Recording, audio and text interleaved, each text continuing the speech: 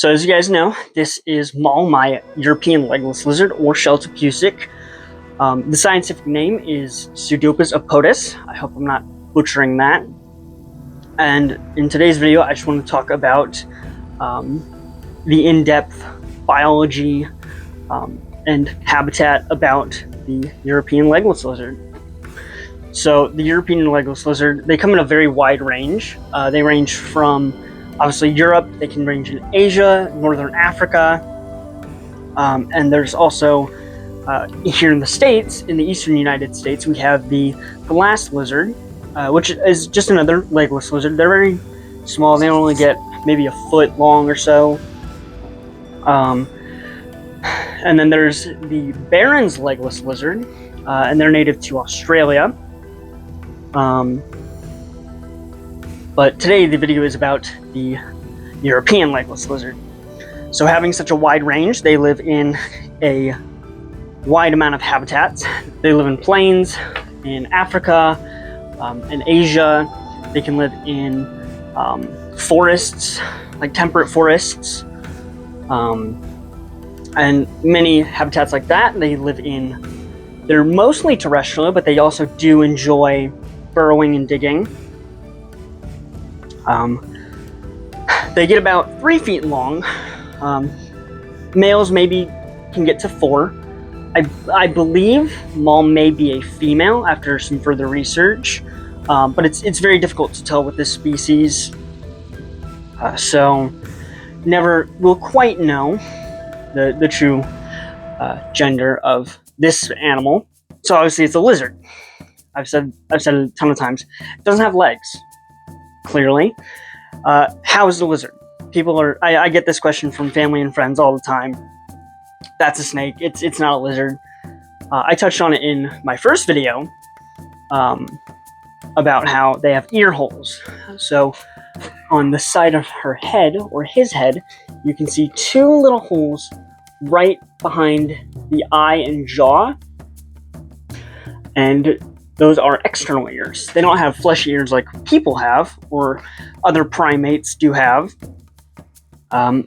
But snakes do not have any holes on the side of their head. They have internal ears. They can still hear, they can still make out sounds, but they can't hear like we can or lizards can. And then I also mentioned their jaw. So a lot of people think that snakes can unhinge their jaw. That's not true. They have stretchy ligaments in their bottom jaw that don't connect in the middle. Lizards, as well as any other reptile other than snakes, they have a full connecting jaw. So they can only eat something that's about as big as their head, maybe a little larger if they can open their mouth wide enough. But snakes can eat things much, much larger than their actual head and their body. Another difference is that snakes have a very short tail. So if this was a snake, their tail would be here and up. Lizards have very long tails considerably to their body length. And his tail, or her tail, starts right about here at the cloaca. So their tail is probably 2 times the length of the body, 1.5 times the length of the body. And that's just where their cloaca is, where that's the internal storage of their reproductive organs. That's where they go to the bathroom, and the females lay eggs. So that's the main differences between snakes and lizards. And then obviously their bone structure is way, way different. Snakes they have 10 times the amount of very short muscles that lizards have. So snakes can bend a lot easier than a European legless lizard can, because of their muscle structure and their bone structure. They also have a bunch of vertebrae where lizards only have a certain amount per their body length, as well as one of the other differences is eyelids. So if you can see, maybe not, European legless lizards blink. All lizards, well, not all lizards, but most lizards have eyelids and can blink.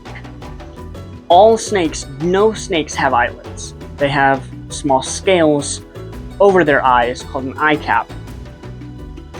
And snakes shed it. When they shed the eye cap that just protects their eyeball. Lizards blink and have eyelids to protect their eyes. European legless lizards will eat a much more varied diet. I feed him, or I fed him or her eggs. Some people feed theirs like wet dog food or cat food, sometimes ground turkey, and you can hear he or she is huffing. He's huffing a lot, and that is, so I just struck. He didn't open his mouth. He wasn't aggressive. He's just, hey, back off. I don't want you to touch me. I'm gonna be left alone. It's just a scare tactic to just headbutt me because he doesn't want to be held. He doesn't want to be handled. He's not aggressive. He just doesn't want to deal with me. Now, if I keep pestering him, he might bite just to be defensive, but he doesn't want to bite. Or she doesn't want to bite. But you can hear that huffing. It's not really a hiss, it's just pushing air through their trachea to hiss. And you can see them breathe. Big, deep breaths. And another thing snakes have, or snakes don't have that European legless lizards have, if you can see right along their body, is a little line all the way down, kind of up until their cloaca. No snakes have these, and that line is for eggs. So all the eggs would be stored in this part of the body for the females, and it's like a storage thing. So it just expands a little bit to fit more eggs or to fit food, or as some people might think, scientists are thinking that it's to kind of huff up and get bigger to scare off predators.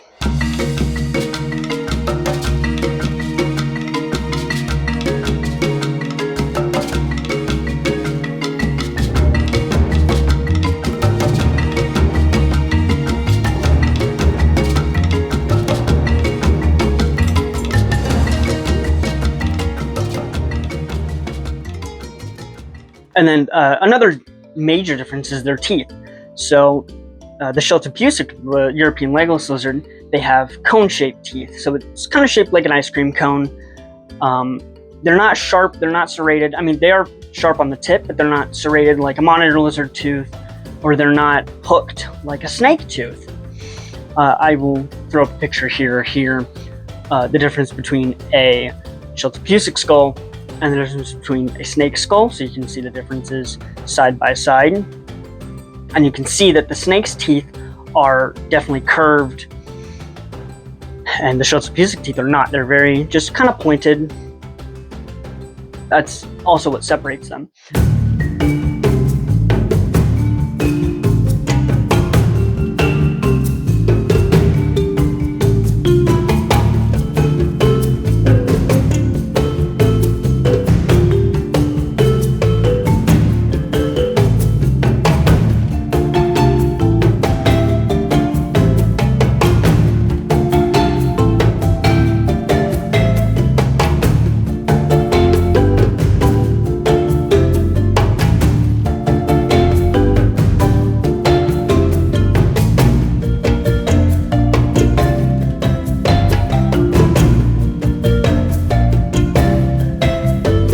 I think these are one of the smartest lizards, apart from monitors, just because they're so intelligent.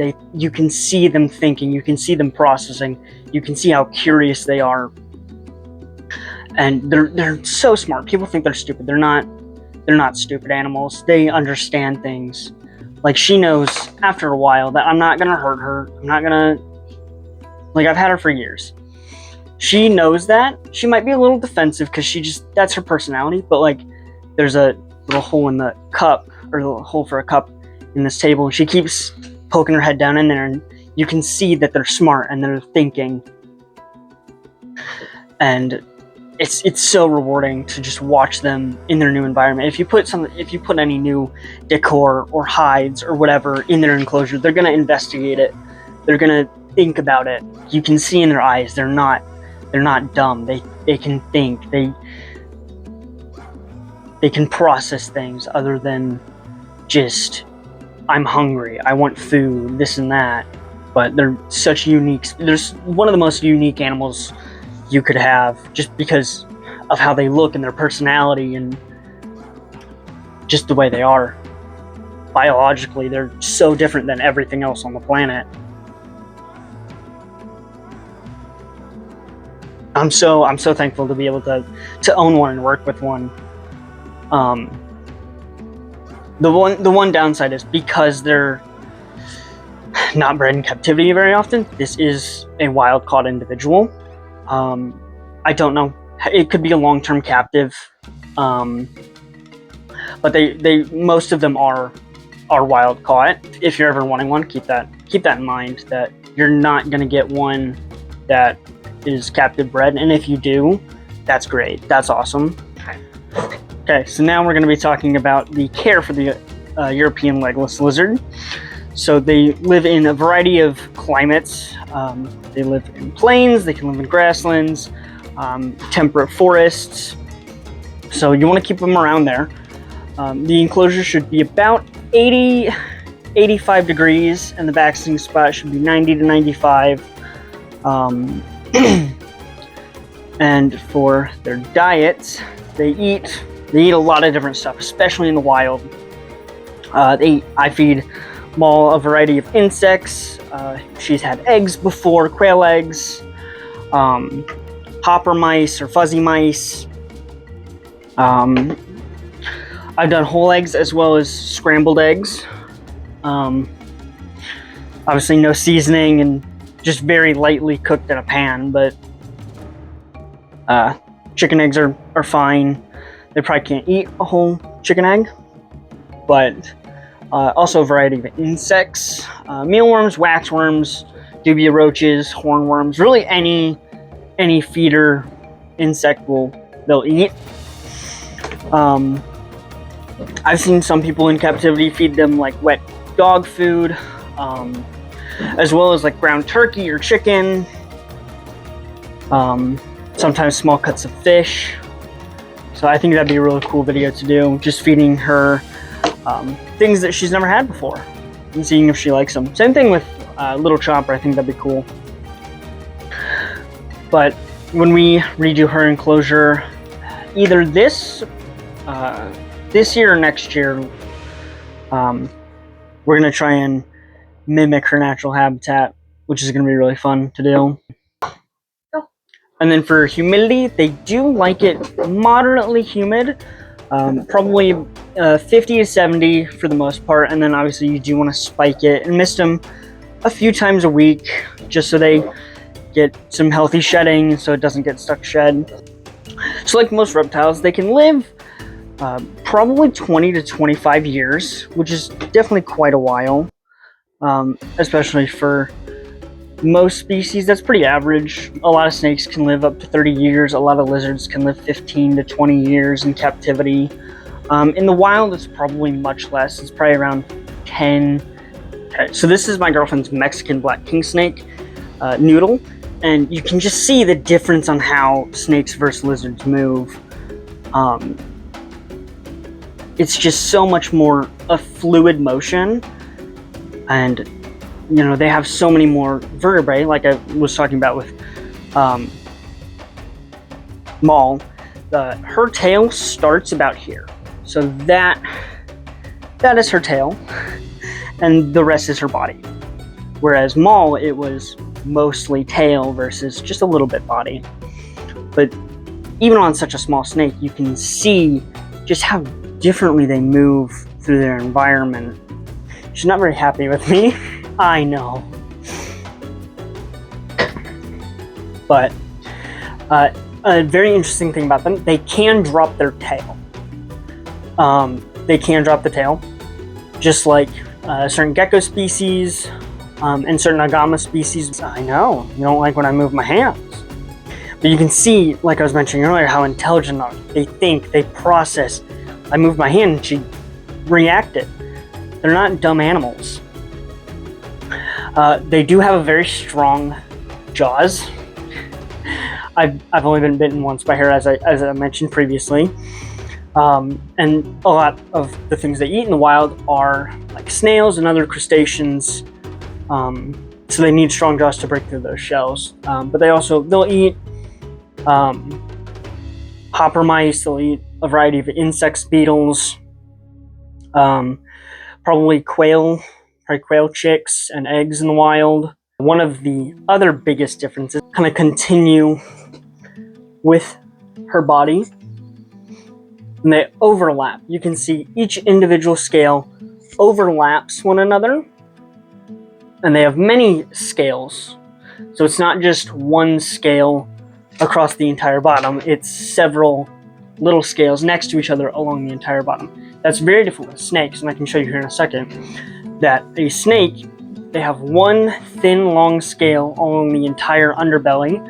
And I mentioned they can drop their tails. They can regenerate their tails, and that's why I do think her tail may have been regenerated at some point, just because there are a lot of kinks in it.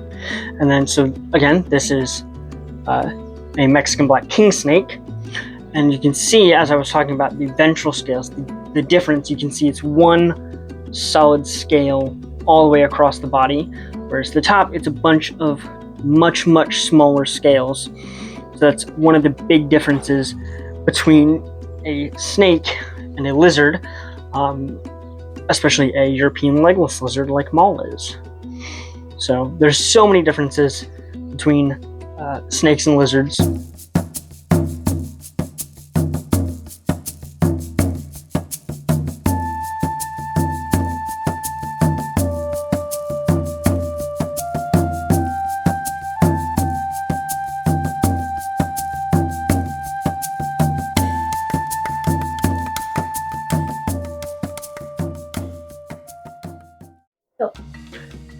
So thank you everybody for watching. I really appreciate it. If you enjoyed or learned something new in this video, leave a like. If you want me to do a more in-depth video on any other of my animals that I have, just comment which one you want me to do next, and